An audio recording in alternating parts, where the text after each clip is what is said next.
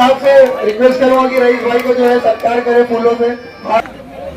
तारिक शेख साहब को बोलूंगा कि रईस शेख साहब को जो है हार पहनाए। सलमान फटाफट रिक्वेस्ट करूंगा कि पहनाए। सभी लोग से कि जो है थोड़ा सी कोऑपरेट करें। ये हार का सिलसिला जो है नवंबर को होनी है। हम आप लोगों को बताना चाहते हैं ये कोई नॉर्मल चुनाव नहीं है, ये हक और बातिल के बीच की लड़ाई है। फैसला आप लोगों को करना है कि आप हक के साथ में खड़े होते हैं या बातिल को समर्थन करते हैं।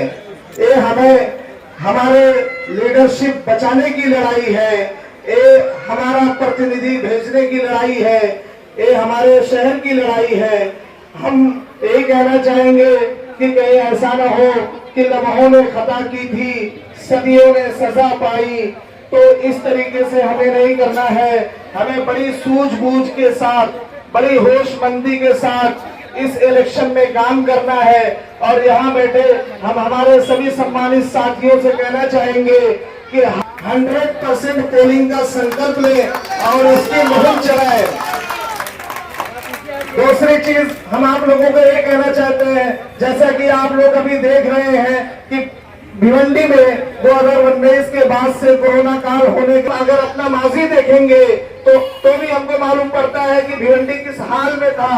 और अगर हम अपना मुस्तकबिल देखते हैं, हम अपना परसेंट देखते हैं, तो हमें भिवंडी का एक रोशन मुस्तकबिल दिखता है। ये चुनाव हमारे बच्चों के उज्जवल भविष्य का चुनाव है। ये चुनाव प्रदेश बचाने का चुनाव है, ये चुनाव देश बचाने का चुनाव है। हम सब जानते हैं कि 20 तारीख को महाराष्ट्र के अंदर असेंबली का चुनाव है और भिवंडी में एक जलसे की तरह माहौल है। मैं जहां भी जा रहा हूं मुबारकबादें हो रही हैं, लोग गले मिल रहे हैं, प्यार मोहब्बत से पेश आ रहे हैं। इसकी वजह है कि 5 साल भिवंडी ने एक माहौल देखा, 5 साल तो नहीं कहना चाहिए, 2.5-3 साल में एक माहौल देखा कि जहां पर एक एमएलए परिवार का सदस्य बन के आपके बीच आकर स्कूल, रास्ते, पानी, तरह तरह के काम करने लगे। और जिस उम्मीद से 2019 में आप लोगों ने मुझे चुन के दिया था, वो एक बहुत भारी जिम्मेदारी थी।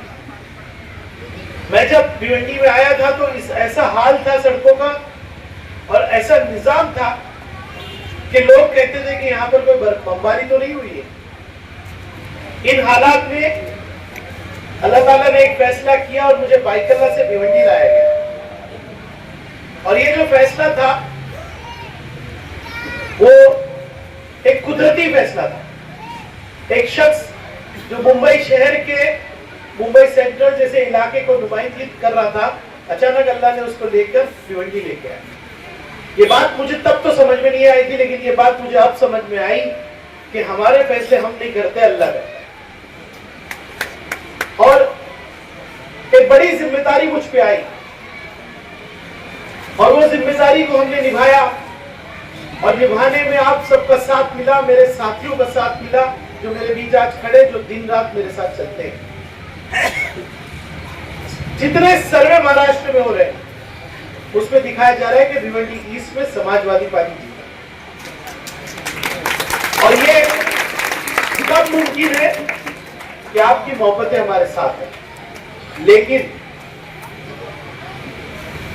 28-29 तारीख को एक मीटिंग आरएसएस वाले करते हैं और कहते हैं कि मुस्लिम नुमाइंदगी महाराष्ट्र से कम करते हैं।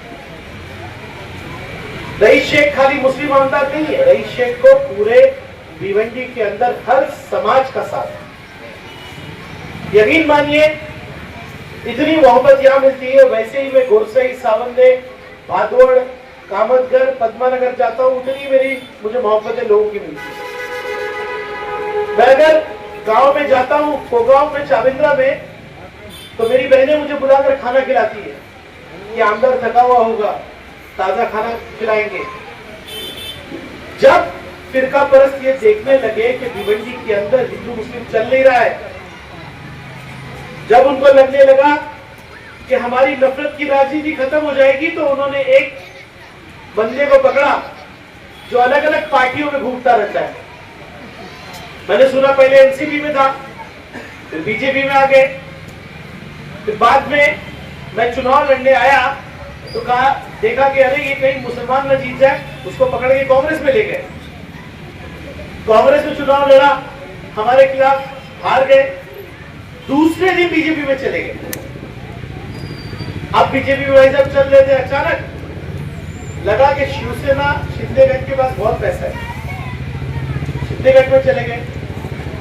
दोस्तों बुजुर्गों, ये याद रखना, ये तीर कमान के पीछे मोदी की शक्ल है। ये तीर कमान और कमल एक ही चीज है। बहुत सारे हमारी माँ बहने गुमराह हो जाती है कि ये कौन सा सिंबल है। याद रखो, ये जो नफरत की राजनीति करने में ये दोनों पार्टियां एक ही है। आज 2 दिन पहले, मेरे ख्याल से कल ही सम्मानित मुख्यमंत्री जी की सभा हुई। बहुत सारी मेरी बहनों को ले जाया गया बुरके में, ये दिखाने के लिए मुसलमान हमारे साथ हैं। पैसे की राजनीति भिवंडी में चल रही है, एकदम अलग नाच चल रहा है। सोचते हैं कि पैसा देके कुछ हमारे भाइयों को बरगला के भिवंडी की खुशहाली बर्बाद कर सकते हैं, लेकिन वो नहीं जानते। आपने जब भी मैं रावजी नगर आया तो एक बहुत ही स्ट्रॉन्ग टीम मैंने यहाँ पर देखा, और भिवंडी का जो मुस्तकबिल है वो कैसा होगा, उसमें कैसे नौजवान काम करेंगे, उसकी हमेशा एक खूबसूरत झलकी मैंने यहाँ पर देखी। नवाजिश, पापा भाई, गुलशन ग्रुप, सीनियर जूनियर, आप सब लोगों ने एक समा बांधा है, और ये हौसला मिलता है कि जो साजिश बीजेपी आरएसएस के लोग मिलकर कर रहे हैं, वो आप सब मिलके वो साजिश कभी कामयाब होने नहीं देगी। अब हम सबको हर घर जाना है। ये रईस शेख का चुनाव नहीं, ये भिवंडी के मुस्तकबिल का चुनाव। जो तरक्की की फिजा हमने शुरू की है, जो बच्चों के माँ बाप के आंखों में जो चमक आई है कि हाँ, तालीम का एक निजाम भिवंडी में बनेगा, हर बच्चे को हम एक मुस्तकबिल देंगे, हर हाथ को काम देंगे, और यहां से लेके मुंबई तक हमारा सफर या हमारा जो कनेक्शन है वो सुकून के साथ होगा। ये ख्वाब हम सबको मिलकर पूरा करना है। पिछली बार मैं चुनाव लड़ने आया था, बहुत से मेरे भाई मेरे साथ जुड़ गए थे, आज फिर से एक बार मिल रहे हैं।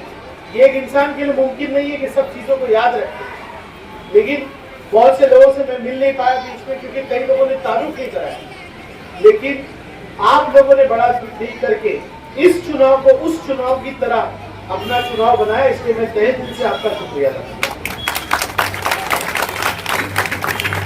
और ये वादा भी करता हूं कि जिस ईमानदारी से हमारी टीम ने काम किया है, उससे कई गुना ज्यादा बढ़ के आने वाले दिनों में काम करें। लेकिन ये चुनाव भिवंडी के बाद महाराष्ट्र का भी चुनाव है। ये चुनाव एक सरकार भी बनाता है। आप सब लाखों की तादाद में वोट देकर हमको चुन के देते हैं, तब एक वोट असेंबली में हाथ उठाकर सरकार गिराने और बनाने की काम आती है। और 5 साल के पहले 3 सरकारें आई गई, आपका आमदार ना हिला ना बिका।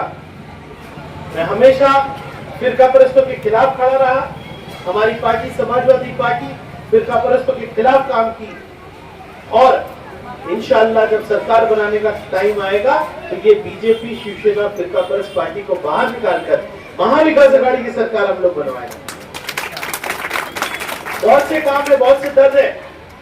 जिस तरह से माइनॉरिटीज के साथ महाराष्ट्र में जुल्म हुआ, मुस्ताके रसूल को जिस तरह से मुख्यमंत्री स्टेज पर कहते हैं कि इनको कोई हाथ नहीं लगा सकता, उन्हीं की पार्टी आज आकर भिवंडी में चुनाव लड़ रही। मैं आपसे हाथ जोड़ के गुजारिश करता हूं, हमारे भाई जो गुमराह हो रहे हैं उनके पास जाइए, बताइए उनको कि हमारा काम क्या है, बताइए उनको कि हमारी सोच क्या होनी चाहिए, बताइए उनको कि लोग कितने परेशान हैं उनकी वजह से, और मुझे उम्मीद है कि वो सुनेंगे आपकी बात। ये चुनाव अगर हमको जीतना है तो जो सेक्युलर वोट है वो 100% हमको मिलना चाहिए, नहीं तो गड़बड़ हो सकती है। आज साजिश क्या कर रहे हैं, मैं भी सुन रहा था कि नगर मेरे पास आके कह रहे कि हर मोहल्ले में गरीब मुसलमानों को ढूंढो, उनके घर में पैसा भेजो और बोलो हमको वोट दो। आप इस पर नजर रखिए। ये लोग चाहते 20-30 हजार वोट खराब हो जाए। बहुत सारे लोगों को खड़े कर दिए छोटे छोटे कि भाई इनको वोट दो, बाटला को वोट दे दो, इसको वोट दे दो, उसको वोट दो, ताकि मुसलमान का वोट, दलित भाइयों का वोट, हमारे जो महाविकास अघाड़ी के वोट खराब हो जाए। लेकिन जो मजमा और जो जिम्मेदार मैं यहाँ देख रहा हूँ, आप ये सारी साजिश को पूरी तरह से फेल कर देंगे इंशाअल्लाह। आप समझदार लोग हैं। रावजी नगर के अंदर और उसके अतराफ में आप पहले तो ढूंढ लीजिए कि कितने वोट है और कहाँ है। पोलिंग वोट परसेंटेज बढ़ाना चाहिए, ये बात तो सही है, लेकिन कैसे बढ़ाना चाहिए? जो वोटर यहाँ से वेस्ट में चले गए, ग्रामीण में चले गए या मुंबई चले गए, आपको उनको ढूंढना है और ढूंढ के उनको आपको लाना है और पोलिंग परसेंटेज बढ़ाना है। बहुत निगरानी रखिए। ये 15 दिन भिवंडी के पुस्तक बिल के लिए बहुत इंपॉर्टेंट है। असेंबली में जाकर भिवंडी की नुमाइंदगी करके मुझे इतना फक्र होता है जब मैं कहता हूँ अध्यक्ष महोदय भिवंडी के बारे में सुनिए। आने वाले दिन आप लोग का बहुत बहुत शुक्रिया। लेकिन यही जज्बा आप 20 तारीख को दिखाएं, ज्यादा से ज्यादा वोटिंग करते हैं।